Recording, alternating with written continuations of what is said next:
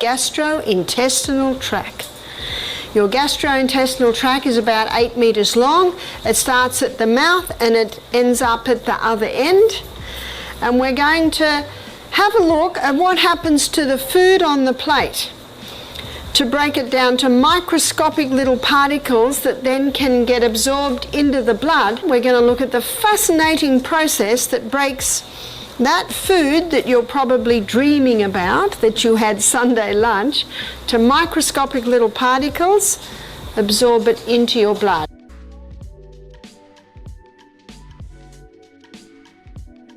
Have you ever wondered why some people seem to have endless energy and glowing health, while others struggle with constant bloating, fatigue, and discomfort?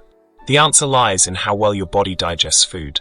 Today, we'll uncover the hidden digestive secrets taught by the incredible health educator Barbara O'Neill. Secrets that could transform your health forever. Stay with us, because by the end of this video, you'll have actionable steps to improve digestion, boost energy, and feel better than ever. I'm thrilled to share some invaluable insights from Barbara O'Neill's teachings on digestion. These principles could completely transform how you think about food and its journey through your body. Let's dive deep into how our body processes food and what we can do to optimize this fascinating process. Understanding the gastrointestinal tract. The gastrointestinal tract is a remarkable system, stretching approximately 8 meters from the mouth to the other end of the body.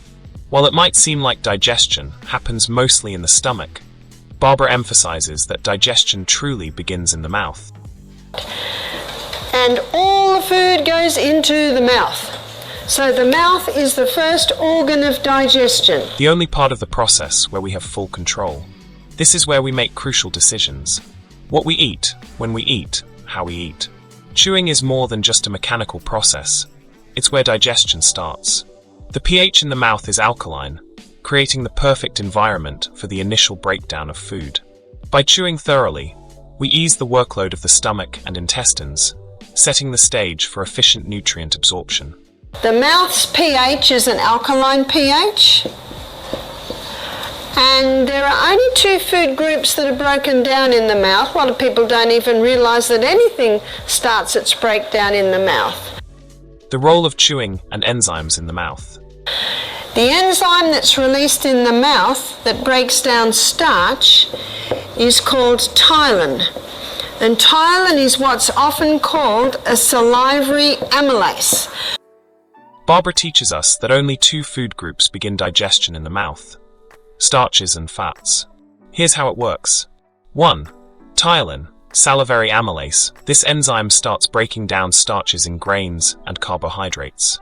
While ptyalin doesn't fully digest starch, it lays the foundation for further breakdown in the stomach and intestines.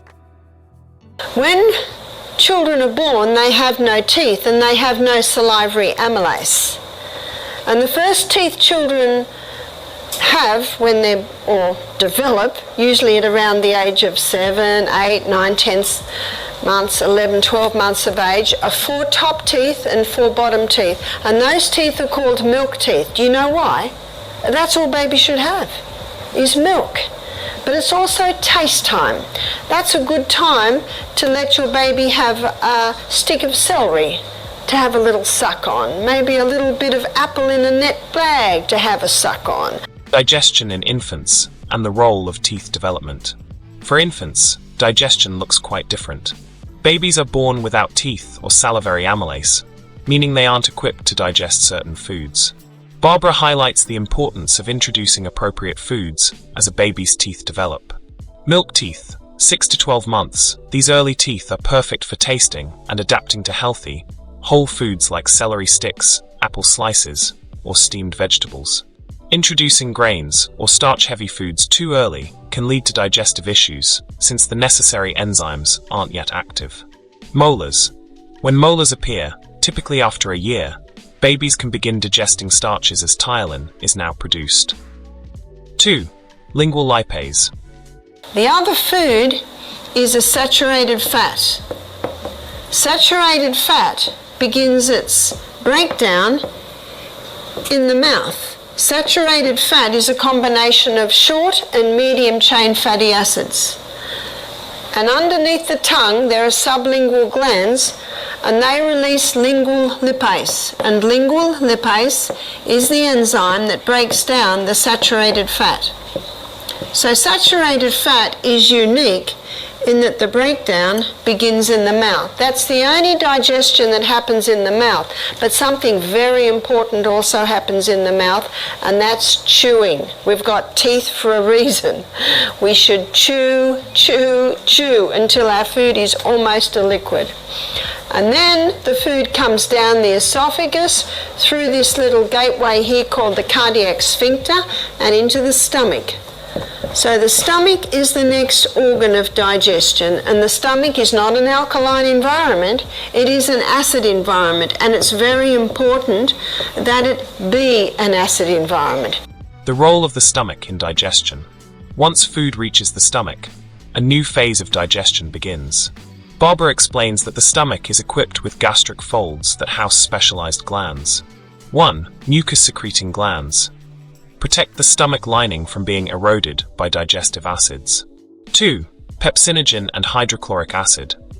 Combine to form pepsin, the enzyme responsible for protein digestion. Interestingly, the stomach's primary focus is protein digestion. Other macronutrients, like starches and fats, are handled later in the digestive tract.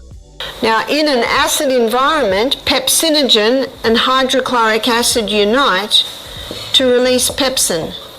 And pepsin is the enzyme that breaks down protein. So the only food that's broken down in the stomach is protein, and it's broken down by pepsin. Hydrochloric plays a very important role. Hydrochloric acid, HCl, plays additional roles including killing harmful bacteria and fungi in food, acting as a defense mechanism against potential pathogens. Barbara underscores the importance of HCl in activating the intrinsic factor, essential for vitamin B12 absorption. A deficiency in HCl or intrinsic factor can lead to low B12 levels, which may go unnoticed for years. Common habits that disrupt digestion. Barbara identifies several everyday habits that compromise digestion. 1. Drinking fluids with meals. Drinking large amounts of water during meals dilutes stomach acid, disrupting digestion. Solution: avoid drinking 30 minutes before meals and wait 1.5 hours after eating to resume hydration. 2. Frequent eating. The stomach requires 3 to 4 hours to digest a meal, plus an hour of rest. Grazing throughout the day overburdens the digestive system. 3. Late night eating. Eating heavy dinners forces the stomach to work while the body is resting, leading to bloating and poor digestion. Solution: follow the adage, breakfast like a king, lunch like a queen, dinner like a pauper. The impact of antacids. Barbara warns against the long-term use of antacids, which suppress stomach acid production. And you know what long-term low antacids they're finding is producing now? Colon cancer. Because the protein's not getting broken down, partially digested protein is reaching the large colon, and then the body says, "What are you doing here? Quick, we have to create a lot of bacteria to deal with that," and that excess bacteria can start eating down the colon wall. Instead of relying on antacids, Barbara encourages eating smaller, more mindful meals, avoiding habits that dilute or disrupt stomach acid production. So a meal at night that would digest quickly would be fruit or a salad or soup or a protein drink. A protein drink can digest easily. You just got to work out what works for you, and your body will quickly tell you what's working. So that is what's broken down in the stomach. Protein and protein alone. Optimizing gut health. Barbara highlights the importance of maintaining a healthy gut for overall well-being. Key recommendations include probiotics, help restore gut flora and support nutrient absorption. High-fiber diet, focus on vegetables for their high fiber content and low sugar levels. Healing aids, natural remedies like slippery elm to coat and heal the gut lining. What's the main organ of digestion? It's the pancreas. Most people think that all of their digestion happens in the stomach, but it is not true. Now, one of the great things about saturated fat, it does not need bile. It does not need pancreatic lipase because the breakdown began in the mouth. So people with liver, gallbladder problems, pancreatic problems, what's the best fat for them? Coconut, yeah. Coconut, it's very easy to digest. Consistent adjustments to your eating habits can lead to lasting health benefits.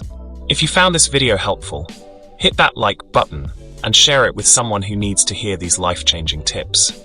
And don't forget to subscribe to Healthy Choice Hub for more powerful insights into health, wellness, and natural living.